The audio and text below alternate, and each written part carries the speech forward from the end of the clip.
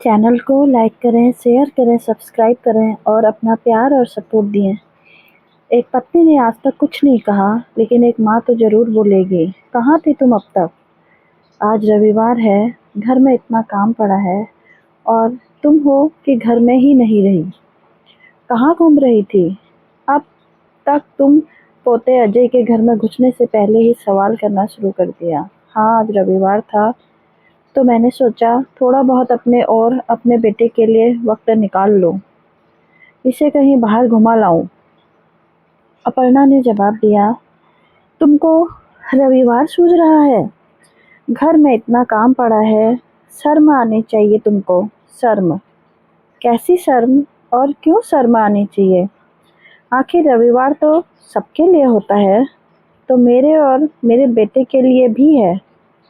क्या हो गया जो हम बाहर घूमने चले गए? अपर्णा ने जवाब दिया, मैं तुम्हारा पति हूँ, मैं तो घर पर हूँ और तुम रविवार मनाने के लिए अकेली बाहर घूम रही हो।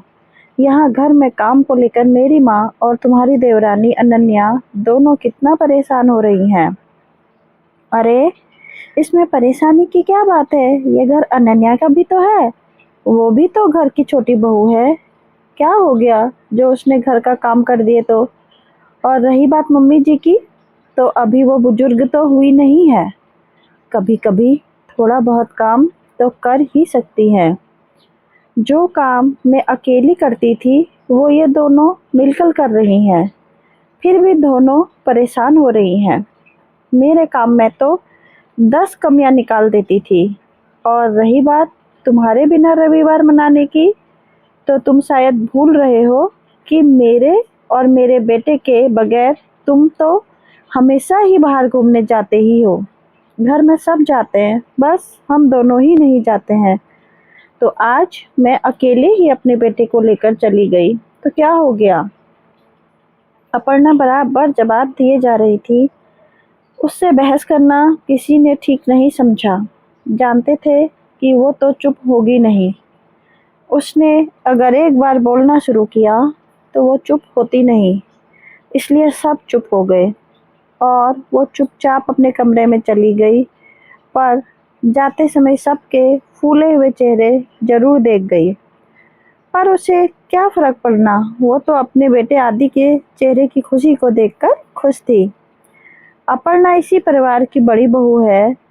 इस परिवार में उसकी सास विजया जी, पति अजय, देवर देवरानी अनिकेत और अनन्या, साथ ही उसका बेटा 6 वर्षीय आदि और देवर देवरानी का एक बेटा 5 वर्षीय क्षितिज है। अपर्णा पहले ऐसी बिल्कुल नहीं थी। अपर्णा की शादी को 8 साल हो चुके हैं। हालांकि वो अपने पति को शुरुआती दिनों से ही पसंद नहीं थी, पर फिर भी मजबूरी में उन्होंने उसे अपनी पत्नी माना। अरे भाई, आखिर जबरदस्ती की शादी करवाई थी, और वो भी उनकी मम्मी ने ही।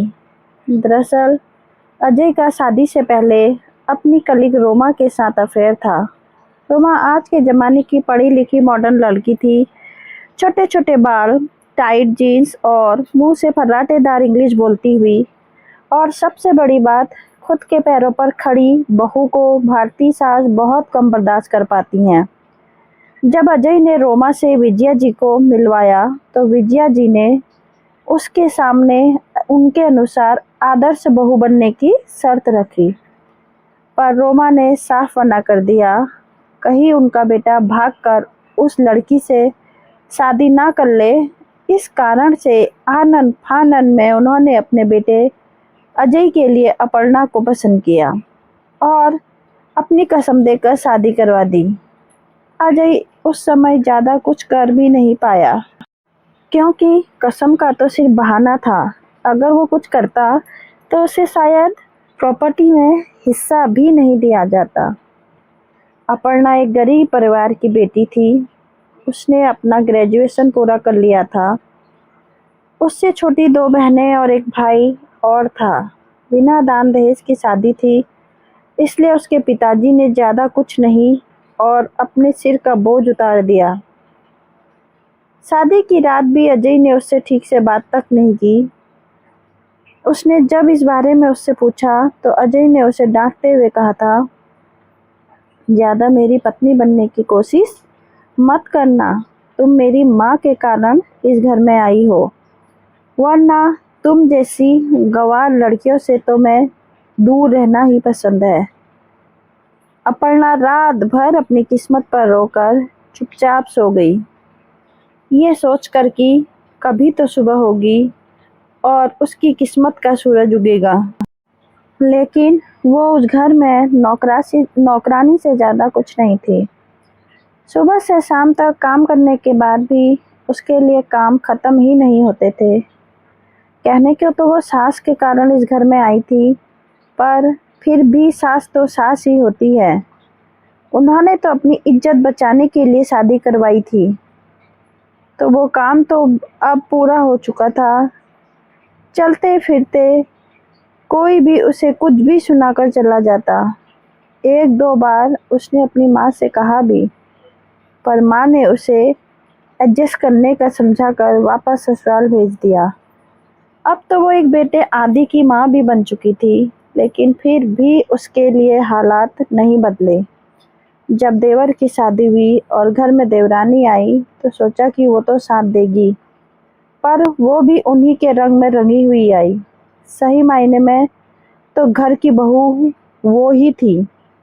वो भी अपना सारा काम उस पर डाल देती थी और उसे सब कुछ करना पड़ता। वो कुछ कहती भी तो उल्टा उसे ही डांटा जाता और परिवार उससे लड़ने को तैयार हो जाता।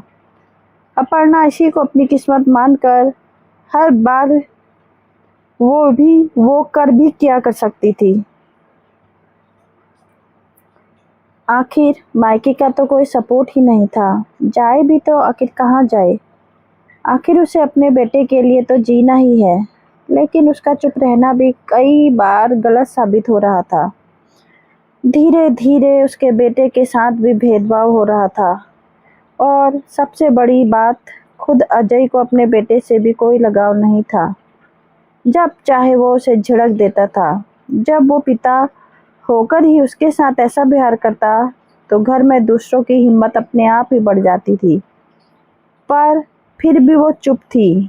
शायद अपर्णा में बदलाव कभी आता भी नहीं। लेकिन अभी पिछले दिनों क्षितिज और आदि खेल रहे थे। बच्चे बड़े हो रहे थे तो जाहिर सी बात है कि बहसबाजी तो बच्चों में भी हो जाती है।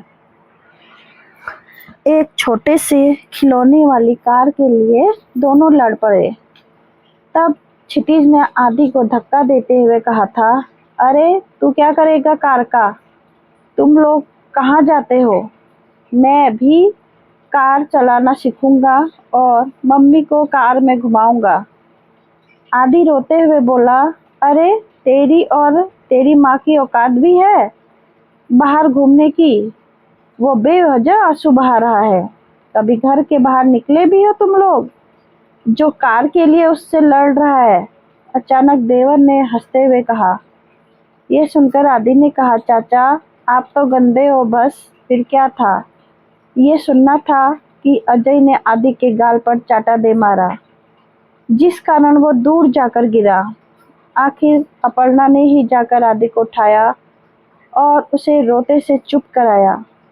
उसे वहां देखकर विजया जी ने उससे कहा, ऐसा क्या संस्कार दे रही है अपने बच्चे को? छोटे भाई से खिलौने के लिए झगड़ा कर रहा है, अपनों से बड़ों को जवाब दे रहा है। अरे जैसी खुद है वैसा ही इसे भी बना रही है। मम्मी जी वो सिर्फ अभी 6 साल का है, बच्चा ही है। खेलने खेलने की इसकी भी इच्छा होती है, खिलौने इसे भी पसंद होंगे। अगर खिलौना नहीं दे सकते तो उसे प्यार से भी समझाया जा सकता है। अपर्णा ने जवाब दिया। उसका सिर्फ इतना ही कहना था कि उस पर पूरे घर के लोग गुस्सा हो गए, इसलिए लाई थी तुझे मैं यहाँ कि तुम मुझे सुनाओ। बहू होकर सास से जुबान लड़ाती है, तुझे शर्म नहीं आती? मैंने तो सोचा था कि गरीब घर की है, कम से कम इसका ही कुछ भला हो जाएगा, और ये तो मेरे सिर पर चढ़कर ही तांडव कर रही है। ये सुनकर अजय अपर्णा पर चिल्लाते हुए बोला, तुम्हारी इतनी हिम्मत कि तुम मेरी माँ से जुबान लड़ा रही हो? औकात नहीं तुम्हारी एक कौड़ी की भी, उसने सामने बोलने की। एक तो तुम्हें घर में रहने की जगह दे रखी, ऊपर से हमें भी सुना रही हो। घर से निकाल देंगे ना, तब अकल आएगी, जब धर धर की ठोकर खाने को मिलेगी। मेरी बात की औकात को छोड़ो, पहले औकात नहीं है तुम्हारी मुझे घर से निकाल देने की। जबरदस्ती नहीं घुसी थी मैं तुम्हारे घर में आकर, जो जब चाहे जैसा चाहे सुना देगा। अगर निकालना चाहते हो तो बिल्कुल निकालो, लेकिन याद रखना उसकी भी कीमत लेकर जाऊंगी मैं। तू कमा कर रख के गई थी क्या यहाँ पर? एक फूटी कौड़ी नहीं मिलेगी तुझे यहाँ से। अजय ने कहा, तुम नहीं दोगे तो कानून दिलाएगा। तुम क्या सोचते हो मैं चुप रहूंगी? बस अब मेरे बर्दाश्त करने की हद खत्म हो चुकी है। पूरी कीमत वसूल करूंगी तुम लोगों से। तुम्हारी इज्जत के नाम पर तुमने मुझे बर्बाद किया है ना। हर चीज का पैसा वसूल करूंगी, ये बात याद रखना। एक बहू चुप रह सकती है, लेकिन एक माँ कभी चुप नहीं रहेगी। अब तो बात मेरे बच्चे के हक की है, उसके लिए पूरी दुनिया से लड़ जाऊंगी। पहली बार अपर्णा ने जवाब दिया था, पर अब किसी की हिम्मत नहीं थी उससे लड़ने की। कि क्यों, उसे पता चल चुका था कि उसकी जुबान में भी ताकत तो बहुत है। बस बहुत दिन था, वक्त अब का वक्त है। अब वो खुद के लिए और खुद के बेटे के लिए जीती है। अब कभी किस्मत बदलेगी, उसने इसका इंतजार करना छोड़ दिया है। अपनी किस्मत खुद बनानी पड़ती है। सबसे पहले खुद एक स्कूल में प्री प्राइमरी टीचर की नौकरी ज्वाइन कर ली, जिससे कम से कम अपने खर्चों के लिए अजय के सामने हाथ नहीं फैलाना पड़ता। घर का काम भी उतना ही करती जितना उससे हो पाता। बाकी कोई चिल्लाता रहे, उसे उससे कोई मतलब नहीं है। इसलिए अब मजबूरन सास और देवरानी को भी घर में काम में बराबर हाथ लगाना पड़ता। यहाँ तक कि अब छुट्टी के दिन वो खुद ही अपने बेटे को लेकर बाहर घूमने निकल जाती है। दोस्तों, कहानी अच्छी लगी तो चैनल को लाइक से सब्सक्राइब जरूर करना। Thank you so much for listening and watching my story. Thank you, subscribe please कर दीजिएगा।